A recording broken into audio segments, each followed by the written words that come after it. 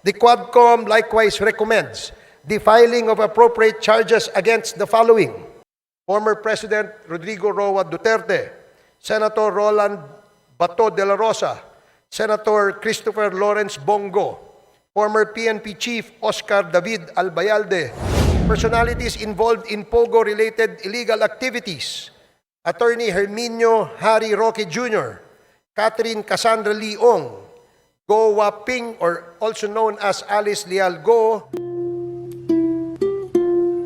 Sa ating investigasyon, Mr. Speaker, ay nakita natin na ang modus operandi ng mga POGOs ay gumamit ng mga Pilipinong dummies bilang mga nominal na may-ari upang magtatag ng mga korporasyon na nagpapahintulot sa mga dayuhan na iwasan ang mga batas na naglilimita sa pagmamay-ari at operasyon sa mga industriya tulad ng gaming at real estate.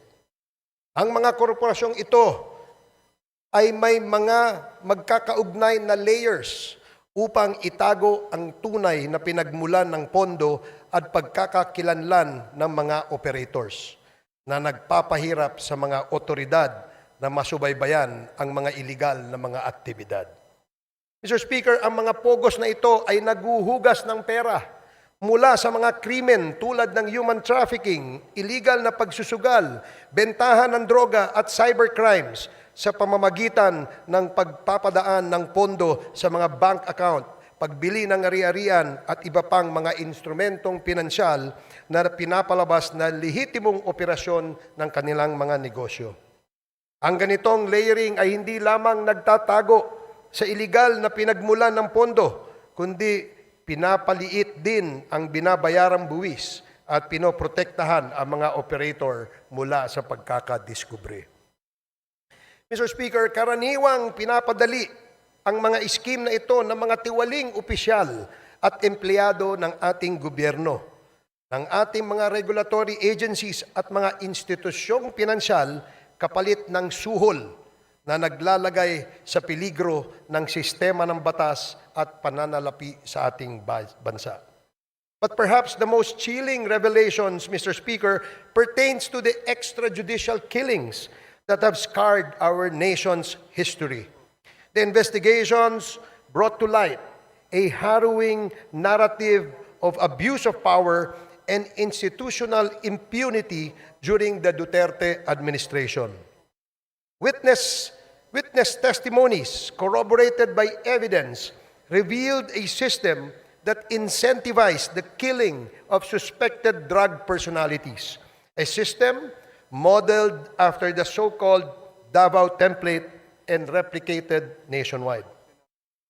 Mr. Speaker, this is not merely a report of the past wrongdoings, but a call to action. The Quad Committee has responded by filing concrete legislative measures aimed at addressing the gaps in our legal framework. Number 1, House Bill number 10986, classifying and penalizing extrajudicial killings as heinous crime while providing reparations for its victims. Number 2, House Bill number 10987, prohibiting all forms of offshore gaming operations in the country with severe penalties for violations. Number 3, House Bill number 11043, allowing civil forfeiture of unlawfully acquired real estate properties by foreign nationals. Number 4, House Bill number 11117, providing for the administrative cancellation of birth certificates fraudulently obtained by foreign nationals. In addition to these proposed bills, Mr. Speaker, our inquiries have already yielded significant actions. Number 1, the Joint Committee inquiry prompted authorities to reopen investigations into the murders of Police General Wesley Barayuga, former Albuera Leyte Mayor Rolando Espinosa, and 3 Chinese nationals killed inside the Davao prison in Penal Farm. 2, the certificate of registration of or incorporation of Empire 999 Realty Corporation was revoked by the SEC. Number 3, the Philippine passport of Mr. Kai Kimeng, also known as Mr. Willie Ong, and Yang Jiazheng, also known as A.D. Taiyang, were canceled by the concerned government agencies. The findings of the Joint Committee led to the filing of legal cases against Go Waping, also known as Alice Leal Go, including charges of human trafficking and graft and corruption.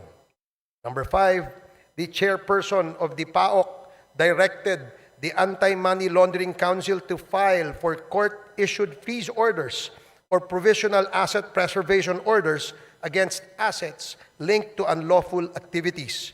These include the following corporations: Lucky South Limited Corporation, Whirlwind Corporation, Biancham Holdings and Trading Incorporated, Empire 999 Realty Corporation, Sunflare Industrial Supply Corporation, Yatay Industrial Park Incorporated, Mexico 999 Industry Realty and Development Corporation. These actions underscore the progress achieved through our investigations in addressing systemic crimes and abuses. We have also recommended, Mr. Speaker, amendments to relevant laws, including the Anti-Money Laundering Act, the Anti-Trafficking in Persons Act, the Civil Registry Law, the Anti-Dummy Law, the Bank Secrecy Law, the New Philippine Passport Act, the Comprehensive Dangerous Drugs Act, the Cybercrime Prevention Act, the Tariff and Customs Code, the Revised Corporation Code, and the Local Government Code, among others. Mr. Speaker, in total, we have recommended at least 30 proposed legislations, and these measures aim to strengthen our legal frameworks and ensure that such abuses and misdeeds are prevented in the future. The Quadcom likewise recommends the filing of appropriate charges against the following. Number 1, personalities linked to the illegal drug trade, particularly those implicated in the seizure of 360 kilograms of shabu in Mexico, Pampanga, Kai Meng alias also known as Willie Ong, Yang Jiazheng also known as A.D. Taiyang, Mayor Teddy Tumang, and all the incorporators of Empire 999. Number 2, perpetrators of crimes against humanity under Section 6 of Republic Act 9851 or the Philippine Act on Crimes Against International Humanitarian Law, Genocide, and Other Crimes Against Humanity.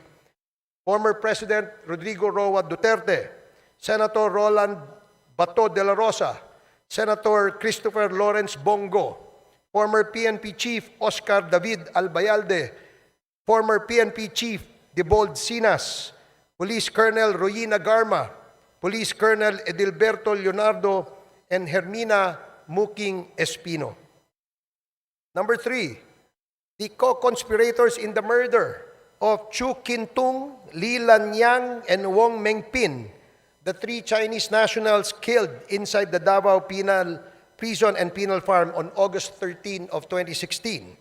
Former President Rodrigo Roa Duterte, Police Colonel Royina Garma, Police Colonel Edilberto Leonardo, SPO4 Arthur Narsolis, and Superintendent Gerardo Padilla.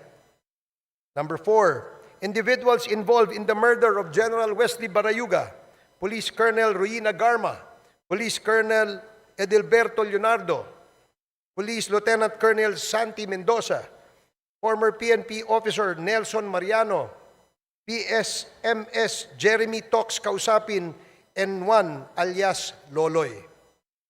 Moreover, Mr. Speaker, further investigations should be conducted against, but not limited to, the following individuals. Number 1, personalities implicated in the illegal drug trade in relation to the revelations provided by resource persons Jimmy Guban and Mark Taguba, Representative Paulo Duterte, Councilor Nilo Abilera Jr., Mr. Paul Gutierrez, Mr. Benny Antiporda, Mr. Jojo Bacud, a certain Tita Nani, and Mr. Allen Capuyan. Number 2, personalities identified to be involved in the illegal drug trade during the course of the legislative hearings: Hong Ming Yang, also known as Michael Yang; Wei Xiong Lin, also known as Alan Lim; Charlie Tan, and Mr. Sammy Uy. Number 3, personalities involved in POGO-related illegal activities. Attorney Herminio Harry Roque Jr., Catherine Cassandra Leong, Go Waping, or also known as Alice Leal Go, Yang Jian Sin, also known as Tony Yang, and Hong Jiang Yang, the younger brother of Tony Yang and Michael Yang. Mr. Speaker, our work is far from over. The Quad Committee's progress thus far is a testament to what we can achieve when we confront corruption and criminality with courage and resolve. However, it also underscores the magnitude of the challenges we face. This is a defining moment for this Congress, Mr. Speaker. It is an opportunity to uphold the rule of law, protect our nation's sovereignty, and deliver justice to those who have been wronged. I urge my fellow legislators to give this report the attention it deserves and to support the proposed measures that will ensure these injustices are never repeated. Together, let us take the necessary steps to restore faith in our institutions and reaffirm our commitment to the Filipino people. Maraming salamat and Merry Christmas, Mr. Speaker. Thank you very much.